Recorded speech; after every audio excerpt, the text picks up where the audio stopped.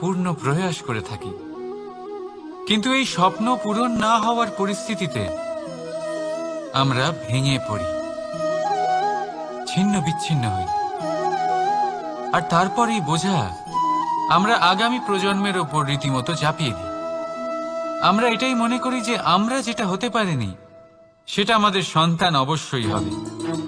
আমরা যা কখনো পাইনি আমাদের সন্তান অবশ্যই তা পাবে। এটা যে অনুচিত সেটা আমরা ভাবি না, কিন্তু এটা ভুল। আর এই ভুল আমরা সকলেই করে থাকি।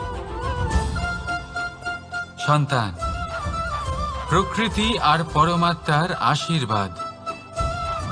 ওদের ভেতরে তাদের নিজের একটা অস্তিত্ব লুকিয়ে থাকে, সেটা মন দিয়ে দেখুন তো। আপনি শুধু ওই সন্তানকে জন্ম দিয়েছেন, কিন্তু ওর জীবন আপনার নয়। তাই নিজের সন্তানের সাথে থাকুন, সময় কাটান, ওদেরকে ভালোবাসুন, সবসময় প্রেরণা দিন, কিন্তু প্রেরণা দিন ওর নিজের অস্তিত্বকে বাড়ানোর জন্য, ওর নিজের স্বপ্ন পূরণ করার জন্য, আপনার স্বপ্ন পূরণ করার জন্য না।